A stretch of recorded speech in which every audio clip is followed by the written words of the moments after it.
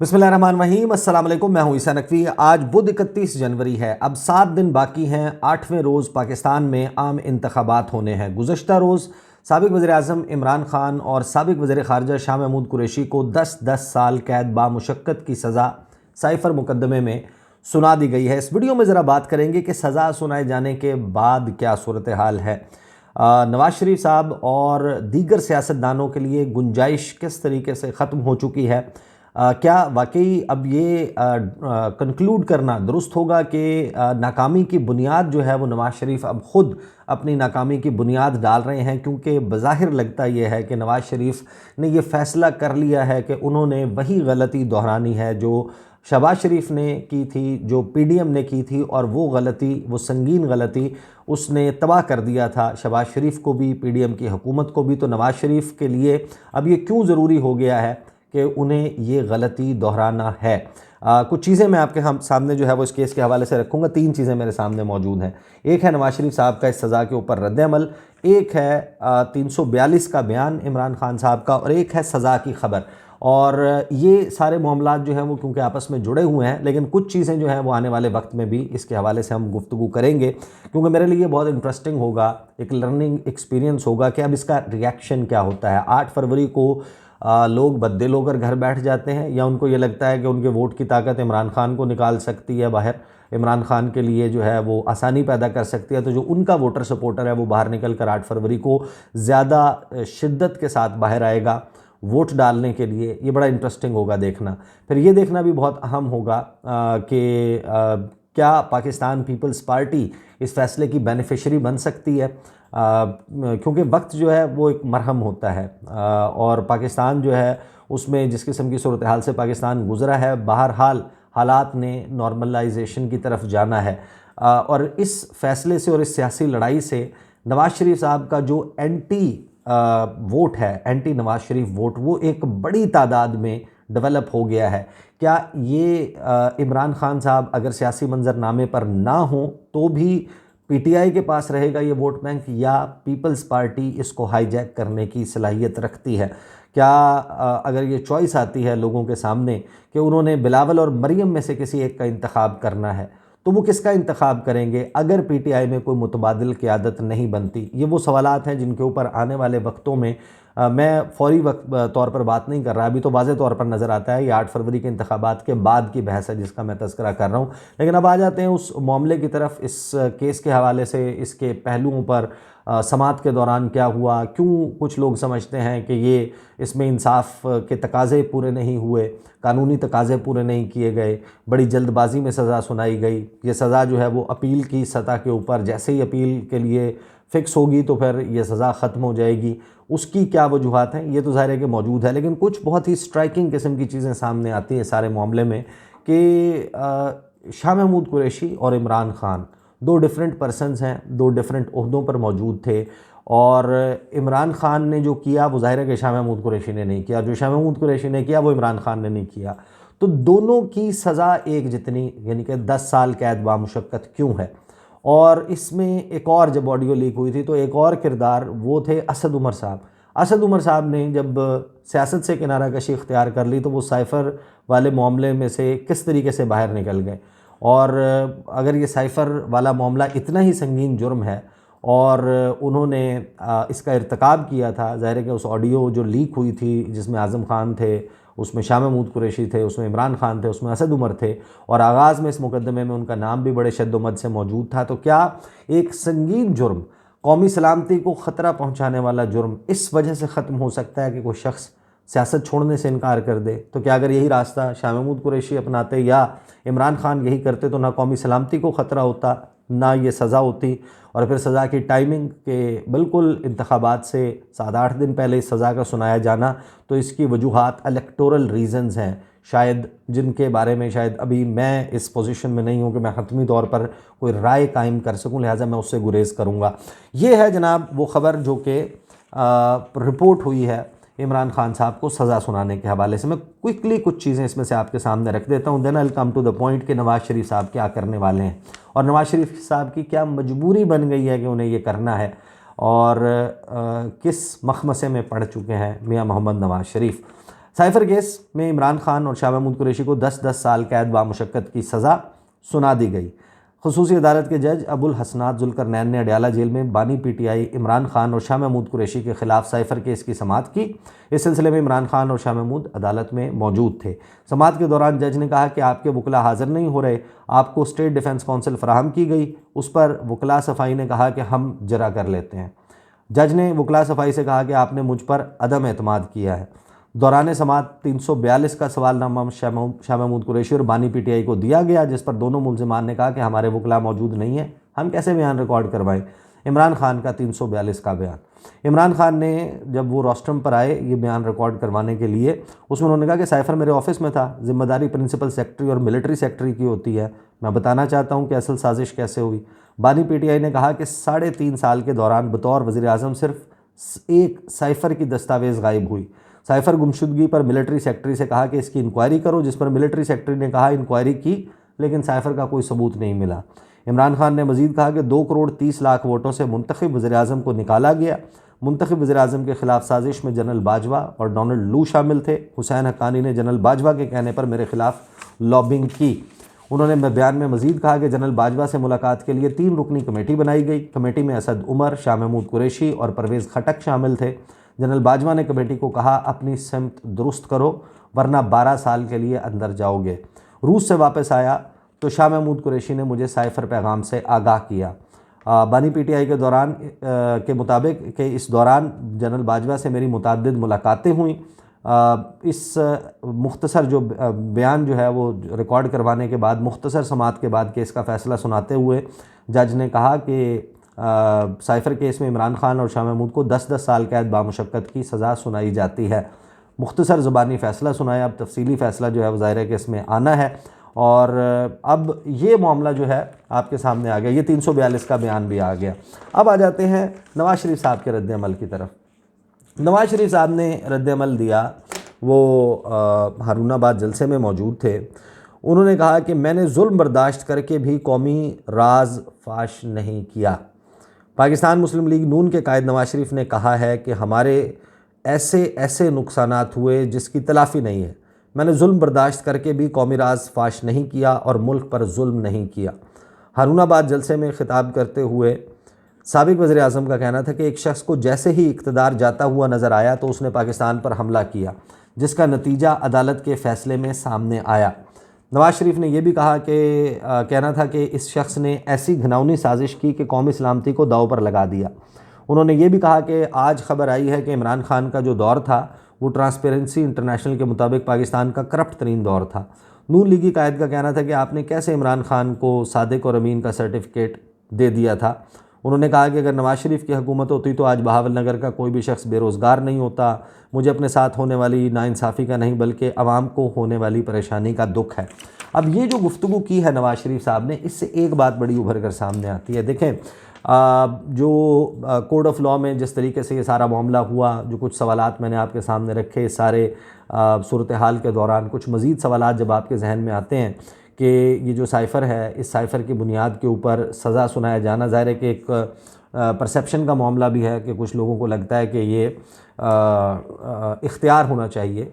Chief executive of the country मुंतखब वज़ीर आज़म है कि अगर कोई मुल्क इस तरीके से ब्लेटेंट इंटरफेरेंस करता है, एक मुल्क के अंदरूनी मामलात पर इस तरीके से तबसरा करता है, धमकियाँ में इस पैगाम भेजता है, आखिर क्यों डोनाल्ड लू ने यह कहा कि असद मजीद को कि ये लिख के भेजें, ये बताएं कि इमरान खान की मौजूदगी में हालात बेहतर नहीं हो सकते। अगर वोट ऑफ नो कॉन्फिडेंस कामयाब नहीं होता तो हालात ख़राब हो जाएंगे, और अगर कामयाब हो जाता है तो फिर बेहतरी जो है उसकी उम्मीद पैदा हो सकती है। जब वो इस किस्म की गुफ्तगू करते हैं और वो सारा मामला आ जाता है, उसमें इन्वेस्टिगेशन जो है वो किस किस से होनी चाहिए थी, इसमें किन मामलात पर, और जो कोडेड पैगाम है साइफ़र, वो क्या किसी ने देखा है, क्या किसी के सामने आया है, क्या उसको जो है लीक करना, उसकी कोडेड लैंग्वेज जो है वो सामने लाना वो जुर्म है, या उसके मतन को लाना भी जुर्म है।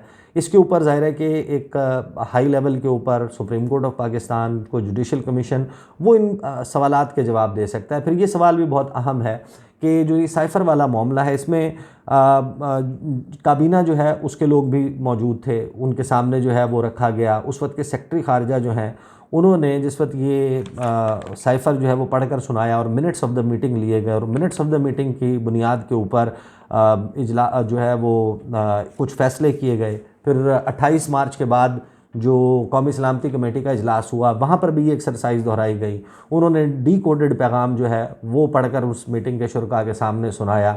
फिर उसके मिनट्स जो हैं वो रिकॉर्ड किए गए। फिर उसकी बुनियाद के ऊपर चीज़ें जो हैं वो सामने आई। तो क्या मतन को बाहर लाना भी या जो इन्फॉर्मेशन है सिर्फ उसको लीक करना भी उतना ही संगीन जुर्म है, या कौमी राज उसको अफशा करने के मुतरादिफ समझा जाएगा? फिर लोगों के जहनों में ये भी सवाल आएगा कि परवेज़ मुशर्रफ ने in the line of fire जो है वो किताब लिखी, उसमें उन्होंने बताया कि पाकिस्तान ने किस तरीके से अमेरिका की जो वॉर ऑन टेरर है उसका हिस्सा बनने का फ़ैसला किया। क्या वो तरीक़ाकार वो स्टेट सीक्रेट नहीं था?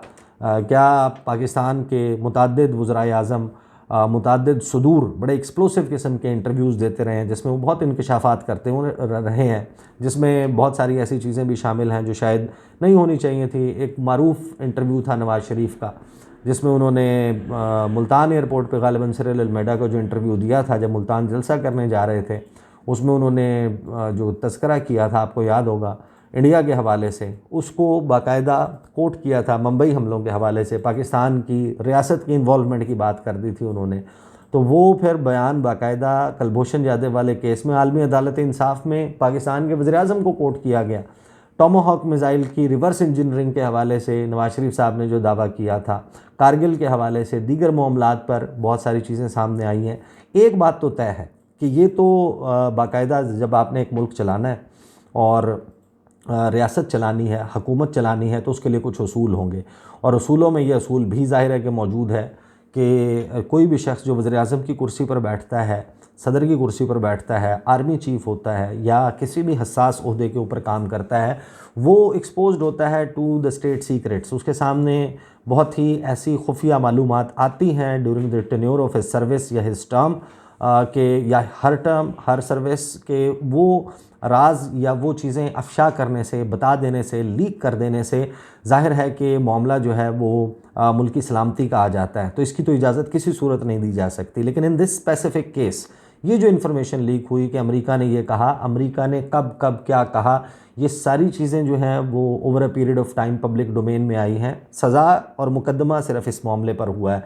तो ये डिटरमिन करना कि क्या वाकई ही ये जो बिल्कुल पिन पॉइंट करके कि ये जो मज़कूरा इन्फॉर्मेशन है इसको लीक करना संगीन जुर्म है या नहीं है और उस पर इतनी सज़ा बनती है या नहीं।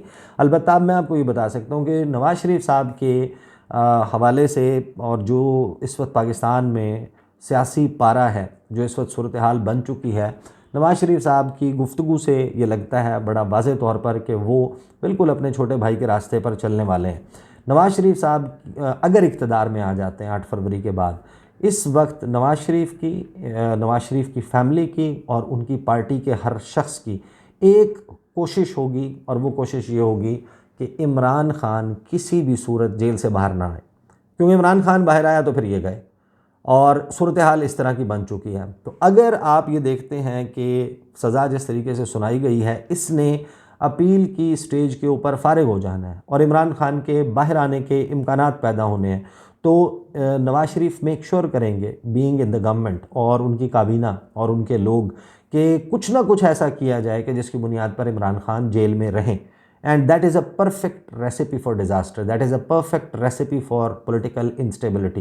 पाकिस्तान में अदम इस्तेहकाम को बढ़ावा देने का इससे और बड़ा फार्मूला कोई नहीं हो सकता, क्योंकि अब ये पोजीशन आ गई है कि नवाज़ शरीफ को लगेगा, और ज़ाहिर है कि जब आप when you put your self in his shoes और सोचते हैं कि उनके थाट प्रोसेस क्या होगा, वो कहेंगे भाई इमरान खान बाहर आ गया, ये तो हमें छोड़ेगा नहीं, इमरान खान के पास पब्लिक सपोर्ट भी मौजूद है, तो इमरान खान को जेल में रखना है। उसके लिए फिर जो कुछ किया जाएगा वो हमने देखा था जो शहबाज शरीफ साहब ने किया था।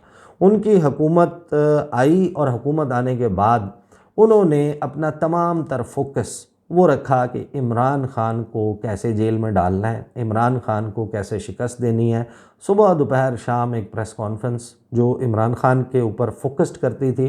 किसको याद है कि कोई एक ऐसी प्रेस कॉन्फ्रेंस उस दौर की हुकूमत के किसी भी वज़ीर की या वज़ीर आज़म की या प्रेस इंटरेक्शन या इंटरव्यू जिसमें इमरान खान का तज़किरा ना हो, जिसमें ये तज़किरा हो कि हम गुर्बत के हवाले से, सनती तरक्की के हवाले से, तालीम के हवाले से, सेहत के हवाले से ये कर रहे हैं और इसके अलावा कोई और बात ना हुई हो। तो जब फोकस इमरान खान पे चला गया तो फिर शहबाज शरीफ की हुकूमत ने, और उस दौरान जो इंस्टेबिलिटी की वजह से तबाही और बर्बादी हुई पाकिस्तान की, कि सियासी लड़ाई आपने फ़ैसला कर लिया, आपने इमरान खान को शिकस्त देनी है और उसके नतीजे में इंस्टेबिलिटी आई। आप सुबह दोपहर शाम बैठकर झूठे मूठे रीज़न सुनाते थे कि हम तो इसलिए आए हैं क्योंकि पाकिस्तान डिफ़ॉल्ट कर रहा था। आप असल बात नहीं बताते थे कि आप किस लिए आए हैं, क्योंकि आपको लगता था कि कुछ अपॉइंटमेंट्स आपने करनी है और अगर वो इमरान खान ने कर दी तो फिर वो आपके ख़िलाफ़ जा सकती हैं। तो जो आपने झूठ बोला उसके नतीजे में लोगों को लगा कि वाकई पाकिस्तान डिफ़ॉल्ट करने वाला है। बड़े बड़े बिजनेसमैन ने अपनी मुट्ठी बंद कर ली, सबको लगा कि डिफ़ॉल्ट कर जाएगा, रुपीज़ जो है, रुपी जो है वो डीवैल्यू हो जाएगा, उसकी कदर कम हो जाएगी।